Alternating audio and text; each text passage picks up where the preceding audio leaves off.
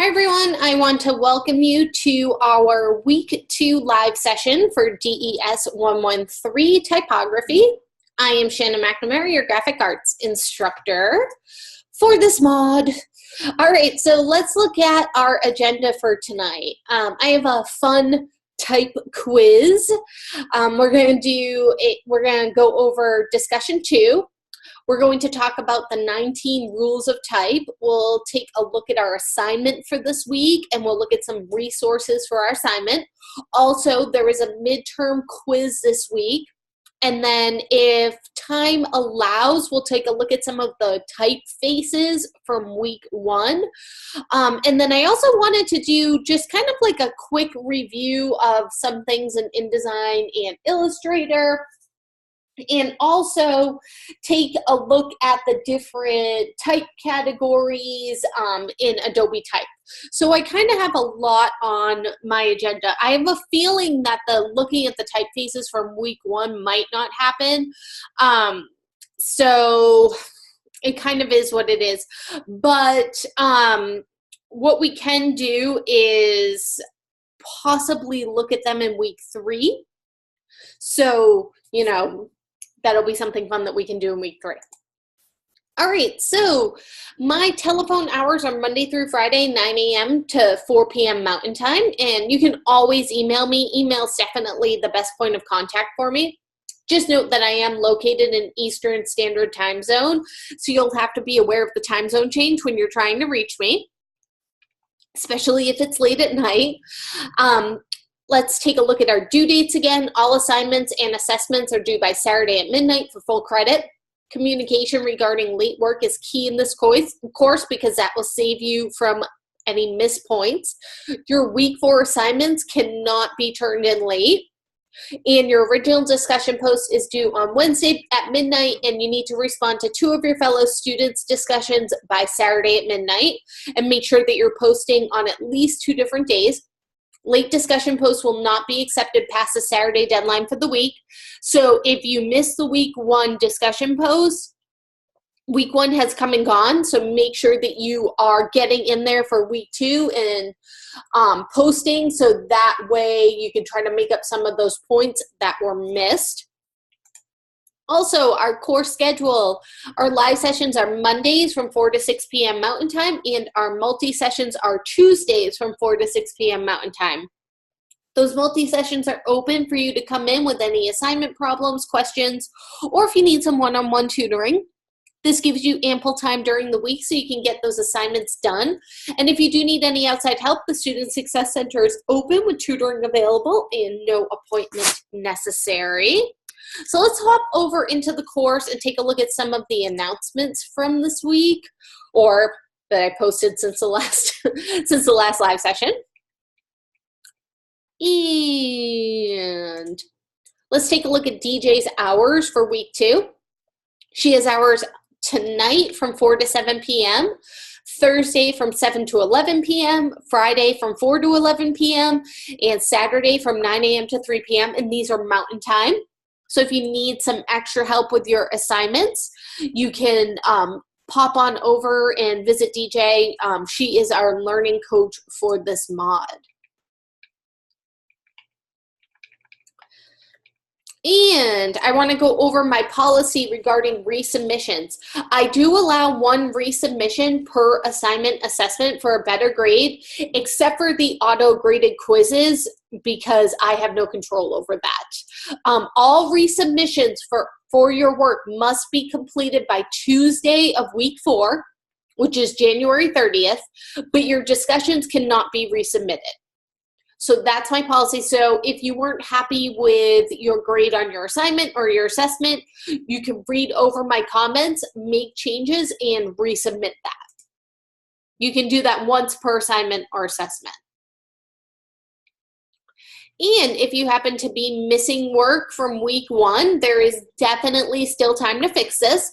Try and get the missing assignment or assessment in as soon as you can, because there's definitely still time to bring up your grades going into week 2.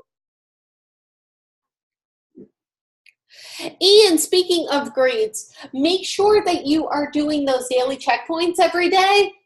Those daily checkpoints can really make or break your grade in a mod. So if you are missing a lot of daily checkpoints, it can bring your grade down almost a full letter grade, sometimes more. So make sure that you're going in and you are doing those daily checkpoints each day. I had posted in week 1, let me find it for you, a link to put the Canvas app on your smartphone. If you haven't already, I would definitely go in, and if you have an Apple or an Android, that brings you to the link to put that app, to find the app. That's definitely going to help you. And what you'll need to do to search for the school is put in the cehe.instructor.com. That's the URL for our school for Canvas. It just makes it so much easier, because then you can do those daily checkpoints, you can check your messages, you can check the announcements, it'll send an alert to your phone, so it kind of keeps you up to date on the course. We all seem to have our cell phones on us these days, so if you happen to not be home, you can at least get those daily checkpoints done. And one last thing. Here are a couple of good sites for font history and use for your research for discussion question 2 for this week. So I just put a couple of links in here. I figured, just to kind of get you started to help you out. And I'll come back to the course. Right now, why don't we do a fun little quiz and see if we can test your knowledge of typography. So you guys can answer with the correct answer, or take a guess for the correct answer in the chat. What is the name of the classification of typefaces that looks like it's handwriting or calligraphy? Is it 1, serif, 2, slab serifs, 3, display, or 4, script? And I'll give a couple of seconds for those people who might be playing at home watching the recording. So 1, 2, 3, or 4. And if you answered number 4, you are correct. Script typefaces definitely can look like, some can really look like handwriting or calligraphy. That's what they are based off of, especially when you used to write in cursive. Nobody writes in cursive anymore. And from what I've heard, I don't think they're even teaching it in school anymore. All right, question 2. These are typefaces that have the most diverse and prominent personalities. So 1, serif, 2, slab serifs, 3, display, or 4, script.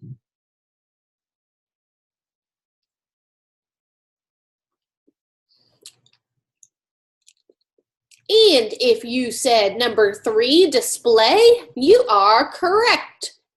Now, can you name, for those of you who are here, do you guys know off the top of your head any display font names?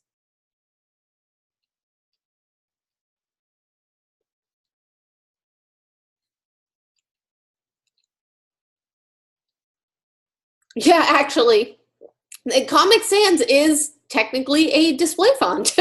Yes, it is. And I should never see Comic Sans in any of your assignments ever. Because exactly, it is the worst font. All right, next question. They can convey a sense of authority in the case of heavy versions like Rockwell, but they can also be quite friendly, as in the recent favorite Archer. Are we talking about serifs, slab serifs, displays, or script fonts?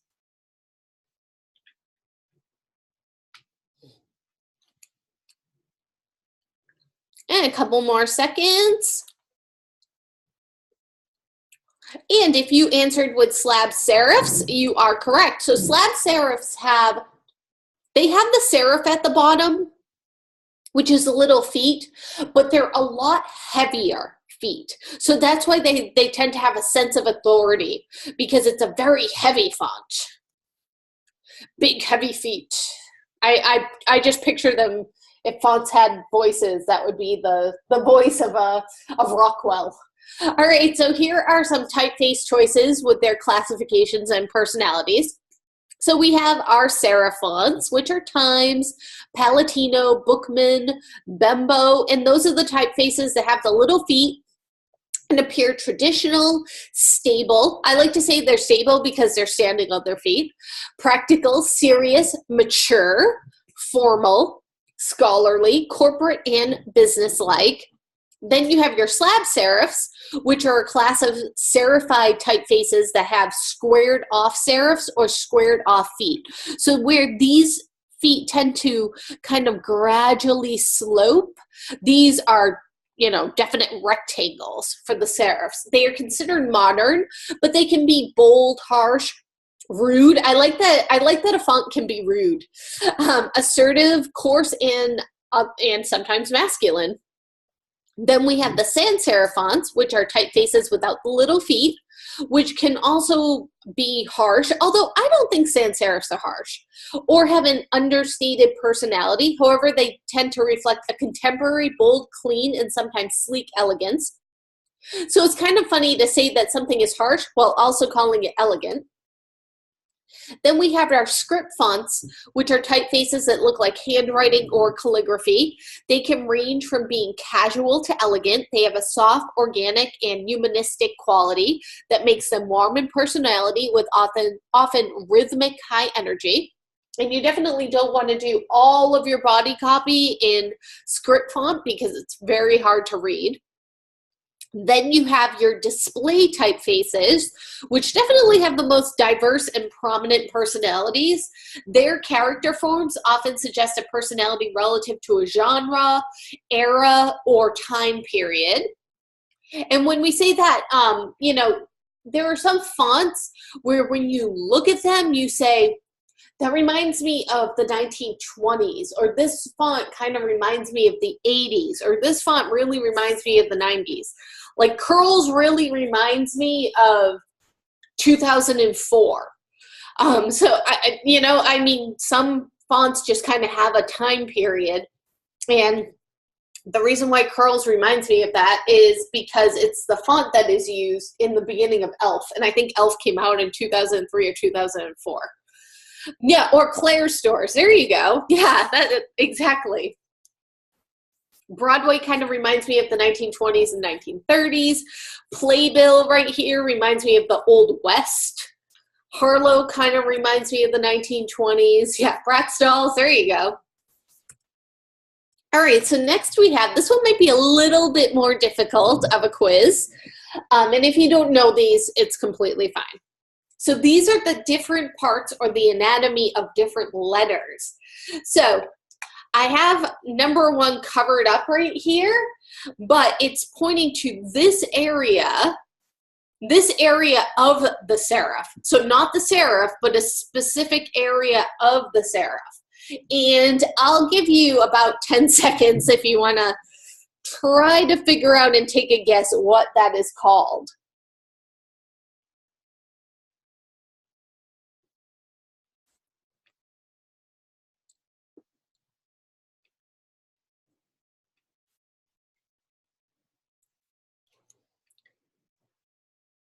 And if you guessed the bracket, you are correct. Slope was a good guess because it does look like a slope. Honestly, that would make it a lot easier.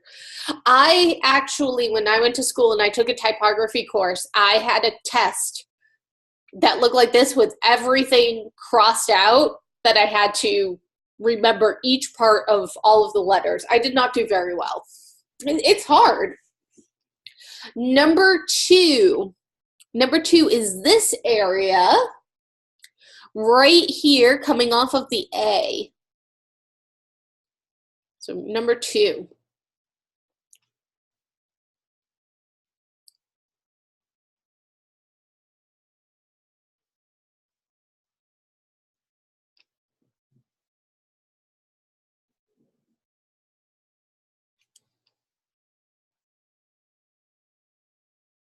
And if your guess was terminal, you are correct. Number 3. Number 3 is the area inside of the O right here. The inside portion of the O. Ooh, I see a correct answer.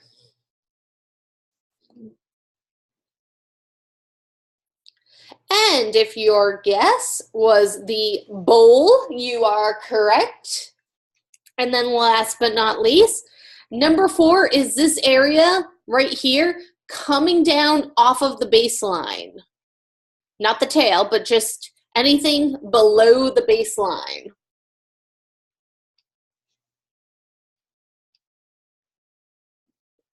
And if your guess was descender, you are correct. Not bad. All right, so next, what type of alignment is this image below demonstrating? Is it 1, left justified, 2, justified, 3, centered, or 4, right justified? And if you answered number 2, justified, you are correct. Justify means it goes all the way to the edge. But if we say left justified, there's actually a rag there. And if we said right justified, there would be a rag over here. All right, next one. I probably gave you the answers. All right, what type of alignment is this image below demonstrating? 1, left justified, 2, justified, 3, centered, or 4, right justified? And if you said number 1, left justified, you are correct. And for this, what type of alignment is this image below demonstrating? So are we demonstrating 1, line spacing, 2, kerning, 3, tracking, or 4, justification? Give a couple more seconds.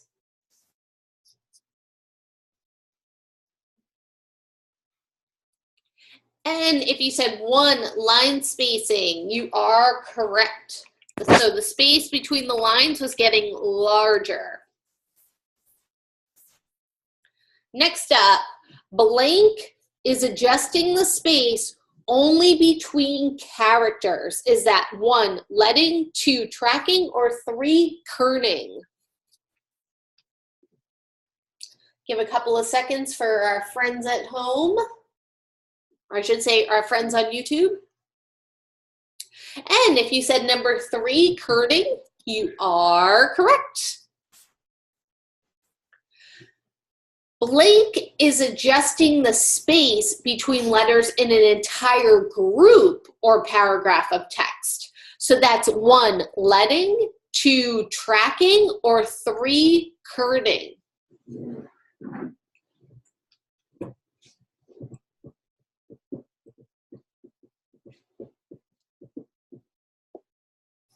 And if you said number 2, tracking, you are correct.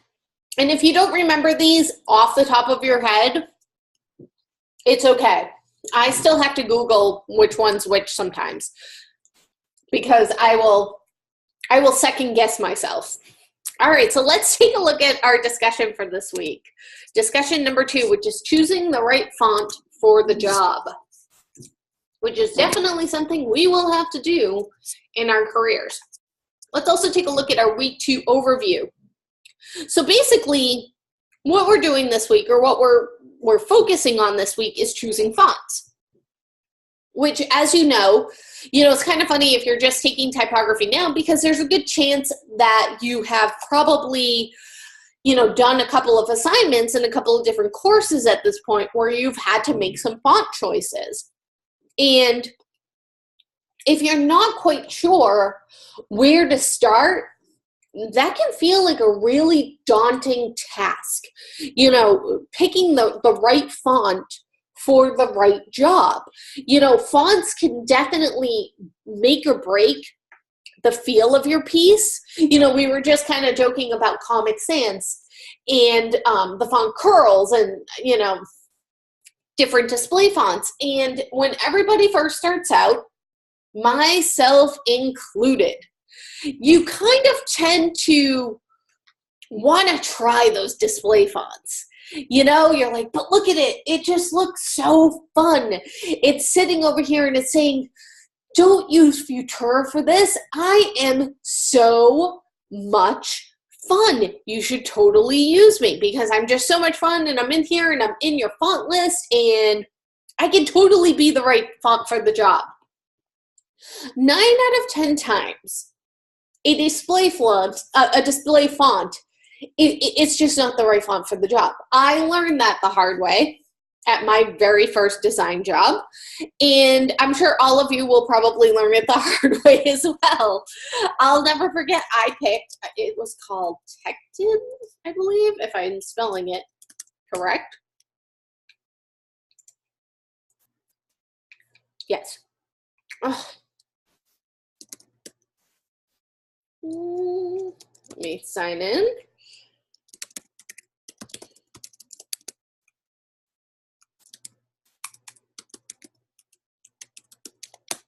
Hopefully I can remember my Adobe ID. So I had picked Tecton for a font for a newspaper ad for a car dealership. And I had been on the job, I think, for maybe 2 or 3 months, and I just saw this font. I was like, look at this. It looks so cool. It's got these little kind of dots up at the top, and it looks like really well-written handwriting. I am totally going to do an entire auto ad, full-page auto ad in Tecton. I'm going to put all of the headlines in Tecton. I'm going to put all of the body copy in Tecton. And people are going to look at this and they are going to say, this looks awesome. And if you have ever seen, because I actually have some examples. Whoops. If you've ever seen an example of a auto ad, you probably know that auto ads, they don't use fonts like that.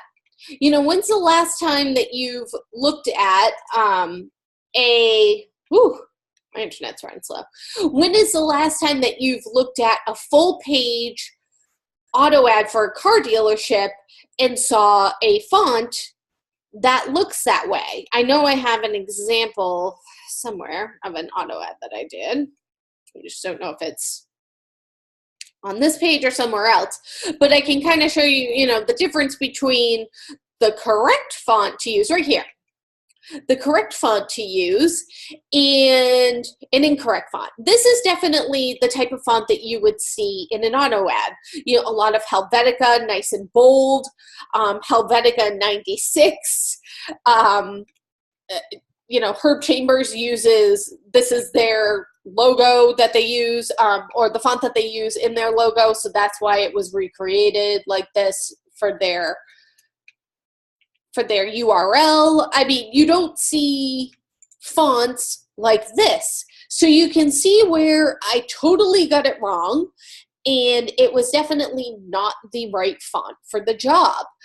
And the person who was in charge of the auto ads, who had given me this ad to do, you know, he sat me down and he was like, hey, you know what? Let's look at some examples. I mean, he didn't yell at me, which was nice. He showed me, and he showed me why it didn't work, and he showed me why the examples with a much bolder font does work. You know, we need to stand out on the page, and we're trying to tell people, like, you need to come in right now. It's kind of like we're shouting at them, telling them that we have a sale and it's a Patriots Day sale, and they need to come in and they need to buy a truck right now for this price. You know, think of how loud auto ads are on TV. We need to be that loud in print. So it was a really good lesson on how I did not choose the right font for the job, and how I needed to learn how to choose. You know, I was kind of shown a way to choose, and, you know, shown that fonts can have different personalities and people are going to perceive different things. And that if I had, you know, done my entire ad in this font, that it wasn't what auto ads normally look like. So people weren't going to be sure what they were looking at, and the message was going to get lost. And it's really important in print and on the web, we're inundated with so much visually, that we get it right the first time, or we're going to lose eyeballs on what we need to be seeing. So with that being said, let's take a look at how we're going to, you know, discuss choosing the right fonts this week.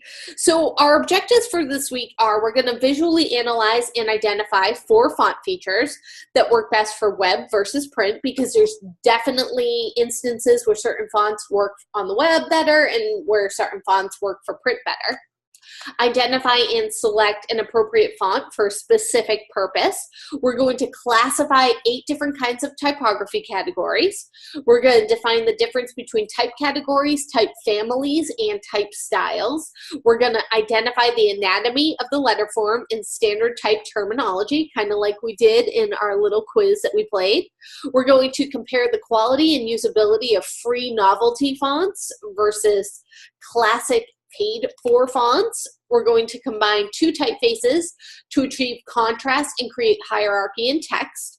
And we're going to evaluate how size, leading, and tracking affects the readability of text. So, with that being said, welcome to week 2. Now that you understand some of the basic terminology and anatomy of type, and have gotten to know some of the well-known type families in the design world a little bit more intimately, you'll get to do some more typeface exploration and learn about picking the right font for the job. The assessment this week is going to be, like I said earlier, a midterm quiz as a great refresher before you move into that more complex phase of typography. And also make sure that you're watching this short video on the impacts of typography. It's only 2 minutes, which is why typography is important. And I like this. The best font choices are where the readers notice the message, not the font. So again, in my example that I had made, my ad I had made, somebody would have definitely noticed my font choice before they noticed my message. And that's not how I should have designed that, basically. So, you know, we live and we learn from our mistakes. You know, graphic design, there is no end to the learning in graphic design. I still learn every single day.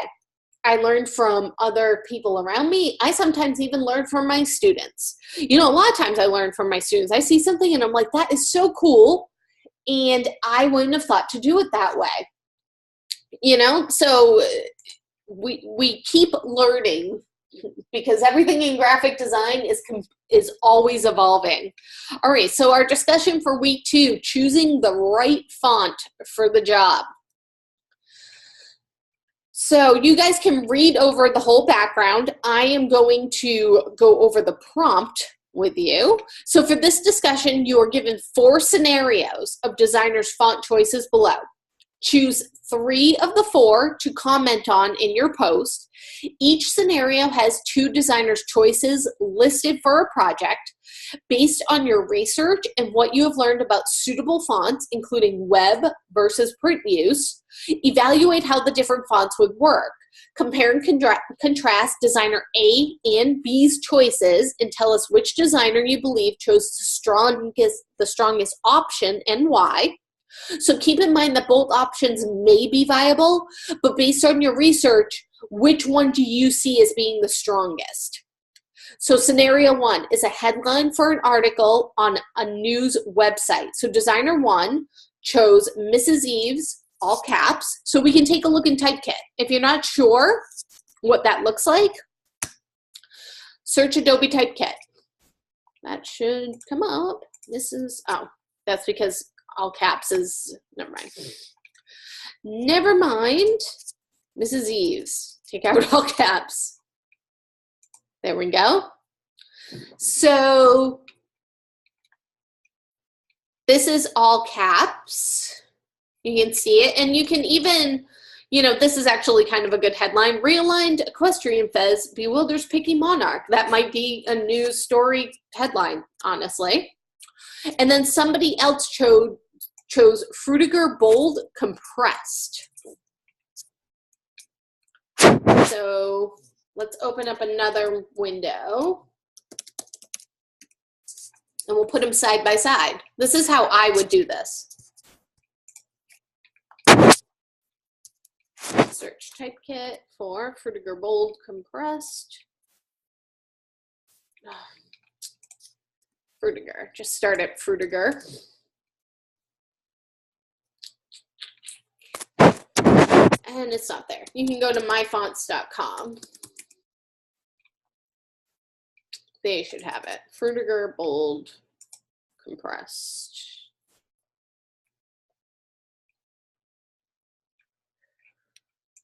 Frutiger. Thank you.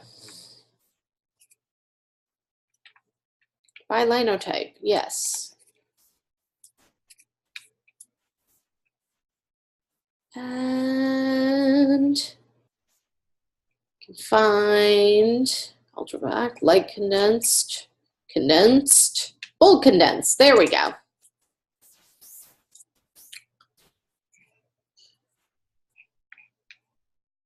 And you can see this versus this. Which one do you think is the better choice? I'm not going to tell you. And then number 2, the scenario is the word courage as a tattoo design. So font choice number 1. I'm going to go to my fonts for both of these just in case, because Typekit might not have all of them. So I'm going to go to myfonts.com and I'm going to look up Amador in my first. And then I'm going to look up Monotype Cursiva in the second one.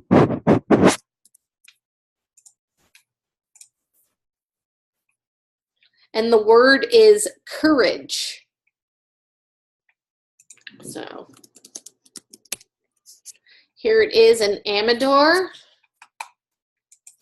And here it is in Monotype Cursiva. So you can pick which one might be the better choice for a tattoo design. I'm not going to lie. I don't think I would choose either of those fonts for that, but you can pick what you think is the better choice. Number 3, an invitation to a baby shower. So number 1, let's look for Shelby. And for my text, I'm going to put in baby shower. And number 2 is Optima.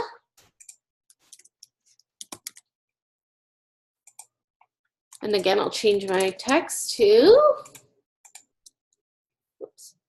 baby shower. So we've got this option right here or this option. Which one do you think is better?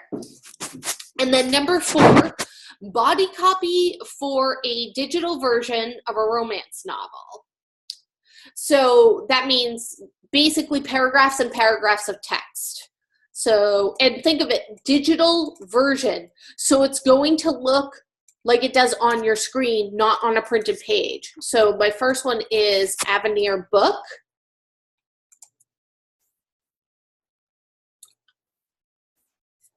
And you can see paragraph text right here.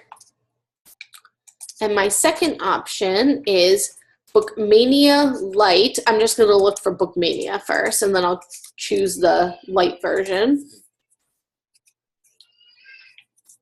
And remember, it said light.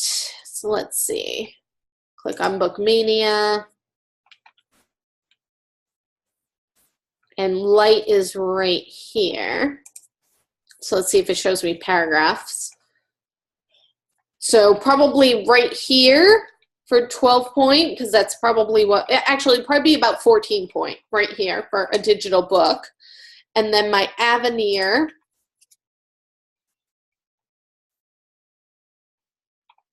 regular would be right here for 14 points. So you can kind of look at the two of them and see which one you think is easier to read. And the options are down here as well, but you know, it might be easier for you to kind of just put them side by side in two different tabs so you can see your two options together. That's how I would do it. So after you choose your 3 of the 4 scenarios listed above, and you want to cover these points in your main discussion post. Number 1, tell me which me and your other students, which scenarios you are evaluating. Need to do at least 3. Then which designer's font did you determine was the best choice, designer A or designer B, and why? And then what did you find in your research that supports your decision? So research both of those fonts, or if you're doing it by looking at it, like let's say that you look at Avenir and you say, I really like how Avenir looks. I think it's easier to read. What can you find to support a decision that a sans serif font is a better choice for a digital book than a serif font? Because look at what the difference in these two fonts are. One is a serif font, one is a sans serif font, and one is a serif font. So, you know, you don't have to get as detailed as why is Avenir book a better font for a digital copy of a book. You can say, why is a sans serif font, you know, when you're looking something up, you know, try to be a little bit more vague. And then make sure you cite your sources when you show me your research, and then include at least 3 qualities of each font that make it suitable for the occasion, including the mode of delivery. Is it going to be web or print? You know, how am I getting that invitation? How am I looking at the tattoo? You know, the tattoo, by the way, is print. It's definitely not web. And then why? And then you may take a screenshot for each font example above and embed that into your discussion post like we did in week 1 for an easy visual reference to point out the nuances of the font. And then in your replies, be sure to state why you agree or disagree with your fellow classmates' choice and reasoning. So here's some things to consider when responding. Did you guys both choose the same designer? Were your reasons for choosing that designer similar, or did you end up finding another quality in the font as to why you chose it? For your citation, you might use articles that show examples of what fonts work best for web versus print. You can also find articles from experts that talk about choosing appropriate fonts for the topic and for the media that you are using. Your initial and reply post should work to develop a group understanding of this topic. So you should challenge each other, build on each other, and always be respectful, but definitely discuss this and figure it out together. And there's still instructions how to upload and embed images in the discussion. And I did go over that in the week 1 live session. So if you need to pull up that video, you can also pull up that video. And I do a quick walkthrough of that for you as well, if you need to just refer back to that video. So again, make sure that your original main post is 150 words with 1 APA citation and reference, and that your 2 follow-up posts are 50 words. And make sure that your follow-up post to your fellow students, that there's substance to it, that it's not just you cheerleading and saying, oh yeah, I like it too, and that's it. Also make sure that you're using proper grammar and spelling, and that you're submitting on time. So make sure that you're going over all of the different criteria that needs to be in your discussion for each week. Make sure you're reading everything over and that you've hit all of the points that you need to hit. And if you're confused, you can look at some of these examples that are in the benchmarks area that show how to set this up. So you can see you know, my original post, which it kind of goes along with what we're talking about, but I don't like to do the same exact discussion as you guys. So imagine this scenario. You've just met with a client and he or she is a pizza store chain from around the corner, because this is perfect. You can design their menu and hopefully get some pizza perks when the owner sees the fabulous work that you have done.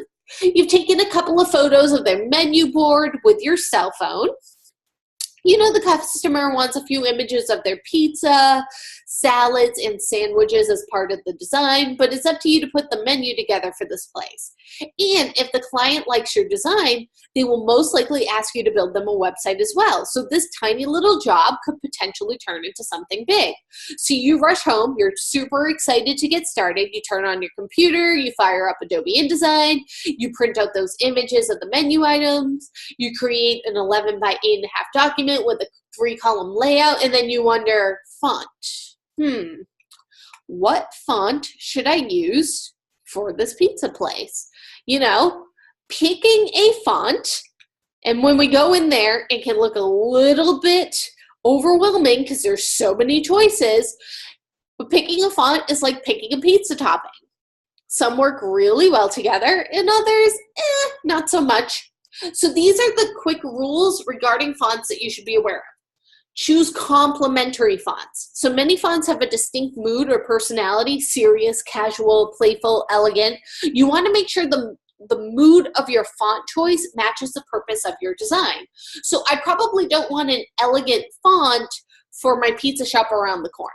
You know, I'm not going to pick a beautiful script font for them. Chances are good I'm going to pick something, you know, something bold for their pizza names, and then something a little bit, you know, lighter for the description of their pizza. Next, you want to establish a visual hierarchy. So qualities such as size, boldness, also known as the weight, and spacing, including leading, the spacing between the lines, and kerning, the spacing between the letters, those will all contribute to how the eye is going to navigate the page and what text should attract attention first. As the designer, I can make somebody's eye travel on a page how I want it to. If I design my piece well, I am like the master of their vision. That's the way I look at it. I can direct the eye right over the page, and I can make your eye go where I want it to go. And that's all through my fonts that I pick, the size of my type. It all boils down to that, and my layout. Consider context. Where your design will appear should help you determine what fonts will work for your project. The type should be easily readable at the size that is going to be displayed. And clarity is especially important for small type. You know, think about those disclaimers that you see in those pizza coupons. Mix serifs and sans serifs together. One serif plus one sans serif. Okay, one serif plus another serif means that I think of strawberry and pepperoni pizza instead of putting pepperoni with cheese. So think of it that way. Create contrast. You can mix those serifs and sans serif fonts to help create contrast in your design. What do I want to stand out? What do I want people to read first? What do I want them to read second, third, etc.? Avoid pairing fonts that are too similar. So again, don't pair two display fonts together, or two thin fonts together, or two script fonts. You get the idea. Use fonts from the same family. They were designed to work together in utter pizza harmony. And limit your number of fonts. Nothing kills a good design quicker than too many fonts on the page. Just like a holiday dinner, there can be too many cooks in the kitchen. So those are some of the golden rules to live by when you're combining fonts. It's kind of like putting all your pizza toppings together. All right, so let's hop back over into my slideshow, and we'll talk about the 90 rules of typography and, you know, obeying those rules. Because you can't break the rules until you know them and understand them and know why they're rules. All right, rule number 1, for optimum legibility, choose classical time-tested typefaces. So a lot of the typefaces that you guys picked from last week, those were classical time-tested typefaces. They have been around for a long time for a reason, because they work and they continue to work and they continue to look good. They haven't aged. It's kind of like a simple black cocktail dress. There's a reason why every woman owns a dress like that, or a simple black pair of shoes, or men, why tuxes, they change a little bit, but a tux is always in style for something. It's classic and it's time tested. You can't go wrong with it. So that's rule number 1. Rule number 2, be mindful not to use too many different typefaces at one time. Remember, too many cooks in the kitchen. When I hosted Christmas this year at my house, I kept everybody out of the kitchen because I had it under control. My mom wanted to help, and my mother-in-law wanted to help, and my aunt wanted to help, and my husband wanted me to tell him to please stay out of the kitchen. And that's because, there's just too much going on, too many cooks in the kitchen. The same thing can happen when you have too many fonts on the page. Our eye doesn't know where it is that we should be looking. What if I made 19 rules of typography in one font, and then I made obeying the rules in a completely different font, and then rule was in another font, and then the number 2 was in another font, and then this was in another font. Our eye would be like, whoa, I don't even know where to look. But instead, I just have 2 fonts on the page, and 2 fonts is fine. Rule 3, avoid combining typefaces that are too similar in appearance. So, a good example of that, and let me kind of pop over. I think it'd be good to do some examples of why we do this while I'm going over these rules. So rule 3 is one that people kind of accidentally do. I do not want to help you improve Adobe right now.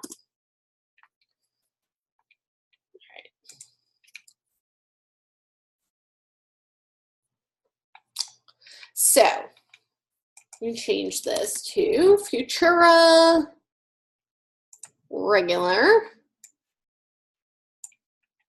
and 80-point type, and I'll just type my name. So here's my name in Futura. But what if I also did my name at the same time in Helvetica regular? All on the same page. They're similar, they're not the same, but they're kind of similar. And then I also did my name in Arial regular. Where's Arial regular? There we go. So again, I've got 3, especially between Arial and Helvetica, 3 very similar things going on here. And this would especially be confusing if I had some body copy right here. So let's say I change this to 14-point type, and I change this to 14-point type. And right here I have insert, place with filled folder text. There we go. And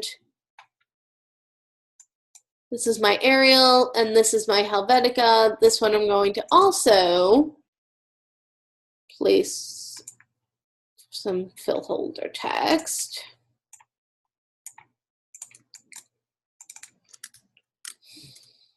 Let me copy this. But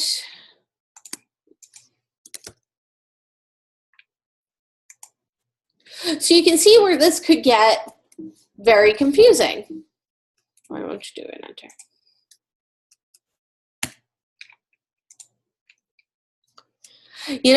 I've got Futura up here, I have Helvetica right here, and then I have Arial. Well, it's supposed to be Arial.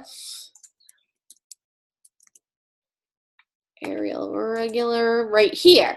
So it starts to look kind of similar, but at the same time, you know, my eye is like, wait a minute, this kind of just changed just a little bit. So that gets really confusing. So that's why you don't want to use typefaces that are too similar in appearance. It makes it really confusing when somebody is reading. Number 4, text said in all capital letters severely retards the reading. And the reason for that is it's super hard to read. So again, let's say I take all of this and I turn it to all caps.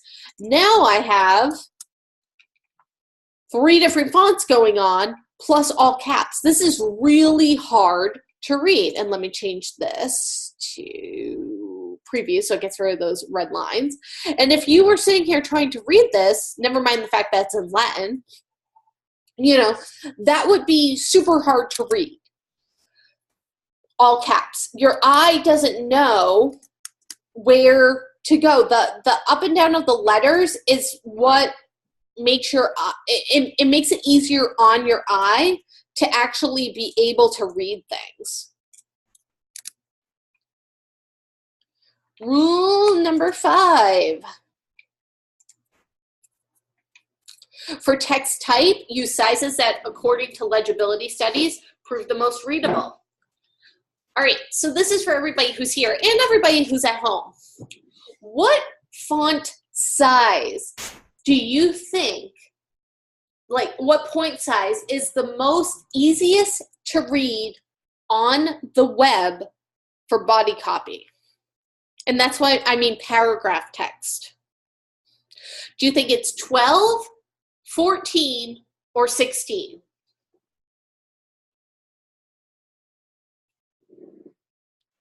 All right, so I have one guess of 14.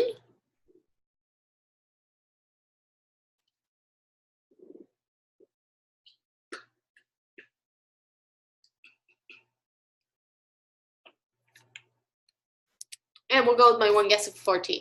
All right, it is actually 16-point type. And I'm gonna pull up type, the article that goes over this. 16 pixels for font size. Anything less is a costly mistake. And the reason why, and I'll share this link with you. I'll put it in the slides. The reason why is 16-point type is actually the equivalent of 12 or 14-point type in print, but on the screen, because of how far we are away from our screens. So we don't have to get right on top of the screen. That's why we do 16. So you can it's kind of hard to see in my slide, basically, but down here. So if you want to take a look at this article, it's a really, really great article. And it goes into why 16 pixels or 16-point type should really be your minimum size for body copy. And they kind of show a couple of examples, you know, 16 pixel text displayed on a 24-inch screen next to 12-point text printed on paper and how they look the same. And then they show 16-point text on a 15.4-inch screen next to 12-point text. And then you can kind of see, you know, why it might be if you do something smaller and people are like, yeah, but you can zoom, but who wants to actually do that every single time? So there's definitely, you know, 12-point is usually the best text for reading for books or magazine articles, by the way, too. You know, there's been tons of studies on this. So that's a really good article if you want to check it out. And the article's from, I think, 2005. And we still, to this day, we stick with 16. I always teach 16 when I do my web courses. Rule number 6, avoid using too many different type sizes and weights at the same time. So we'll hop back over into InDesign for a second. So when they say sizes and weights, I'm going to change all of this to Futura book for right now. Already way easier to read. And let's say that in my paragraph text, I had this part of the paragraph, I'm gonna make it bold. Then this part of my body copy, I'm going to make it bold, condensed. And then this one, I'm gonna leave as regular. This one, I'm going to make medium italic. And this one I'm going to make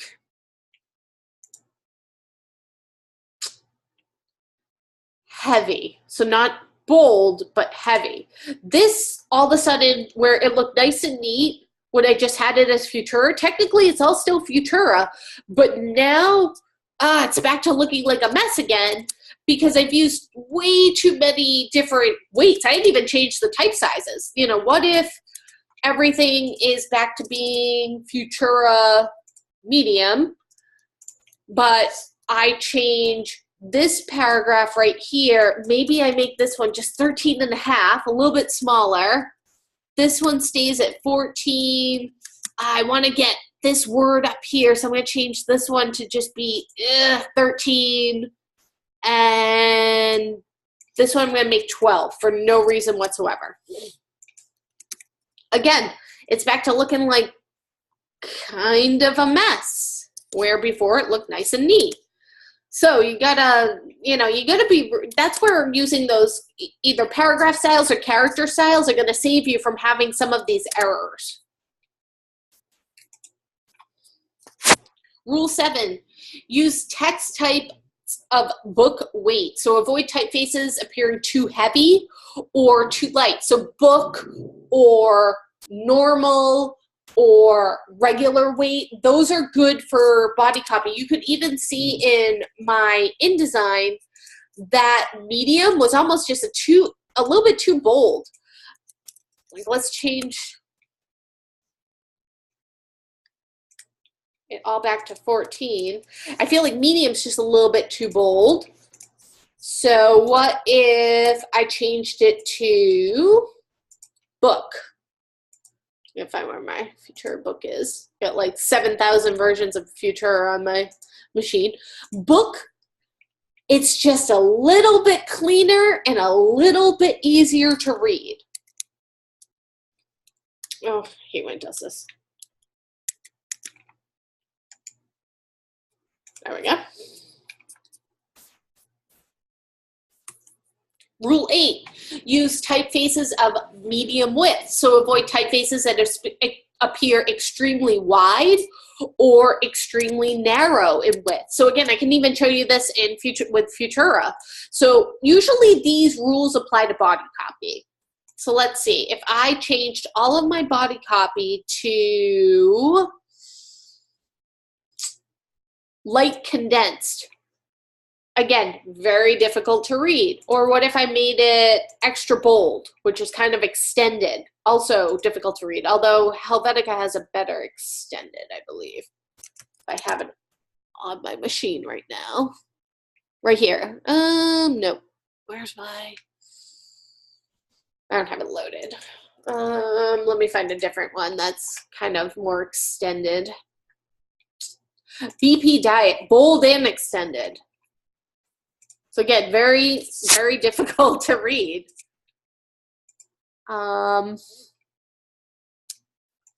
Acumen Pro Condensed, very, very difficult to read. Look at them together. You almost don't even know which one's easier because neither is the correct answer.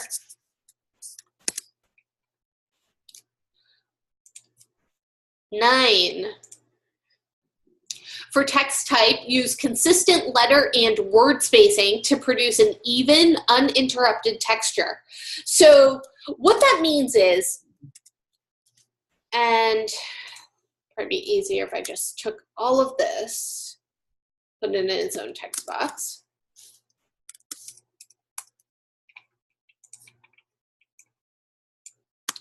What that means is even though we're looking at, let me change this. There we go. We're looking at type as, words and sentences. Kind of, it's easier to see this when I have it with lorem ipsum text in Latin, because you don't know what it says, so you're not getting fixated on certain words. But look at it as an image almost. See how with a consistent spacing between the lines and consistent spacing between the letters, how it's easier to read. I mean, there's going to be times where you're going to need to kind of scoot some things in, like maybe do -10 will always be too much. I think -4 is usually the most that you should do in tracking for an entire paragraph of text. But let's say that I change the tracking for every single paragraph except for one. It's not a huge difference, but you can definitely see that this is a little bit more spaced out than this. It's extremely subtle, but it's those little subtleties that can sometimes throw off your readers, and it throws off their eyes, and they're not sure where they are when they end a line to go to the next line. Or it's something where they're looking at it and it's a little bit off, so they don't know why. And the same thing can happen when people start to skew the horizontal and the vertical of the text. See how this throws that off? I mean, it also, the font is not drawn that way, so things start to look a little bit wonky. So, you want to make sure that you have consistency so that there's that even texture and it's uninterrupted. Look at it as an image. Stand back and look at it as an image, not just as words on the screen. And you'll see that texture in the flow of your words. All right, 10. Use appropriate line lengths. Lines that are too short or too long disrupt the reading process. What I was told is the longest that you want to do for one line of text, and that's from left to right, is 2 alphabets. 2 alphabets long. Anything longer than that, you want to go to the next line. And I wouldn't go below 1 alphabet in length, unless if you have, a short headline or a short subheadline. This is mostly for body copy. So those are the things that you want to keep in mind when you are putting together your copy. 11, for text type, use line spacing that easily carries the eye from one line to the next. And I didn't actually make these graphics, and some of these graphics, the text, the way that it's formatted, I'm like, these are breaking our own rules for, rules of typography. So you want your eye to easily carry from one line to the next, and this does not do that, because our eyes goes great from line 1 to line 2, and then it's like over here. So you don't want to do things like leaving one word by itself on a line. It's just very jarring to the eye. Rule 12, for optimum readability, use a flush left, ragged right type alignment. So what that means is, this is flush left with a ragged right. It rags over here on the right-hand side. It's easier to read than this, because our eye kind of gets lost and we're not sure what line we were, wait a minute, where was I? It just makes it a little bit easier. Centered is the most difficult to read, as you can see, and quickly followed by right justified. This is even more difficult to read. So this, for body copy, left justified or just left should be your go-to for your text. It makes it easier to read. Rule 13, strive for consistent, rhythmic rags. So that's what I was talking about, how there's a rhythm to this. And if you have, it'd probably be easier if I put a little bit of a space between the paragraphs. So if I had, one line that ragged just like this, I'd be like, whoa, you see, it kind of throws off your eye. So you wanna make sure that that doesn't happen. The last line is always going to get you every single time. But again, you don't want to have that one word there. I would probably start to move some things. So we have a couple of words at the end. That's a good rag. Again, just, you want to have that consistency where it's easy on the eye. It's nice and rhythmic. Clearly indicate paragraphs, but be careful not to upset the integrity and visual consistency of the text. So adding that spacing in like I just did between the paragraphs, it makes it easier for me when I'm reading to see where, we organize our thoughts in our writing into paragraphs. So we want to show that organization on the page, because that's how people, visually when they're reading and they see that spacing, they know, okay, so one thought has ended, so we're now going into our next thought, because that's how you should be organizing your writing. So it's also how you should be organizing the type on your page. 15, avoid widows and orphans whenever possible. So those are lines or one word left at the bottom of the line, which I showed you if you have one word as that third word. And then the next is when a line, if you have a 2-column layout, and it'd probably be easier just to show you this. Let's say that I have this as a 2-column layout. And I have one line up here by itself, which goes with this thought. So I should either, move it down here or move a couple more lines up here with it. You don't want to leave that one line by itself.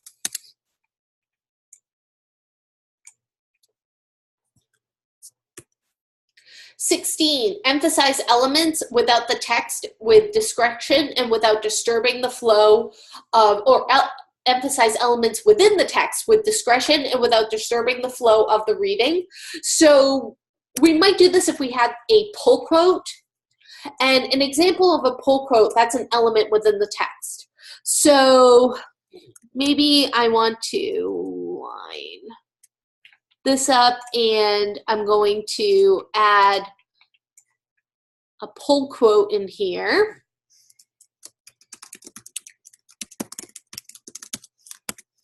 Which will be a lot bigger.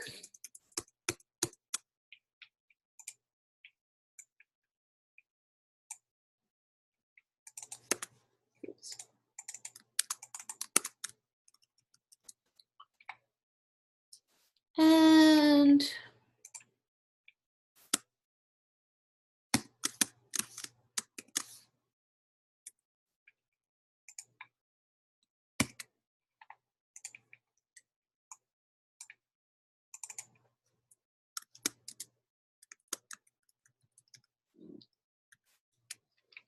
that's how I would design my pull quote.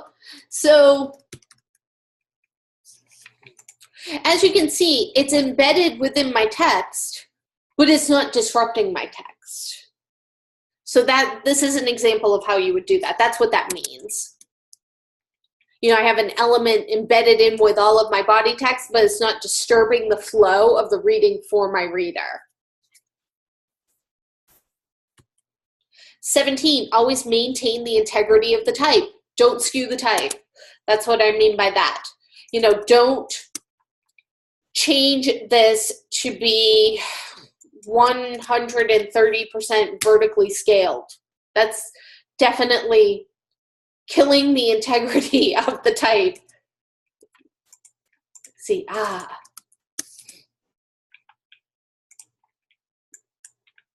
are you doing that? Whoops. That was why. Or same thing for, horizontal, changing it to 90. There is a condensed version. Make sure you're using the condensed version, or, If you don't have the expanded version, don't do this. See how bad it looks? It's because that font wasn't designed to look that way.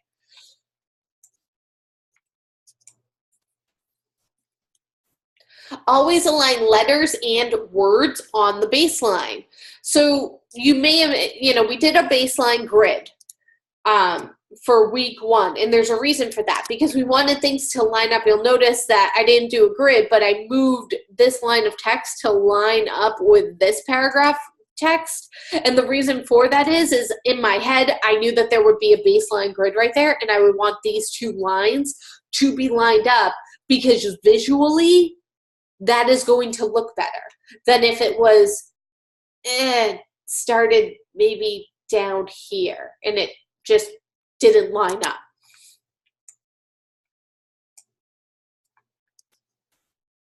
All right, so let's take a look at assignment 2 for this week. So this is kind of a big assignment for this week, this assignment. So I really want to go over this with you. What we're doing is we're doing a research project on a font category. So I'm going to read over the entire assignment with you, and we'll go over the prompt, and we'll go over how to do this. I'm not going to show a demo of this, but I am going to show you some places where you can look. So what I want to do is I'm going to actually stop this first recording, and I'm going to start up a second recording so that way if you want to just jump right to this part of the live session when you go to work on your assignment, you'll be able to just go straight to the second video. For those of you who came tonight, I know a lot of you like to rewatch the live sessions when you're working, so it'll probably make it a little bit easier on you. So let me just pause or stop this.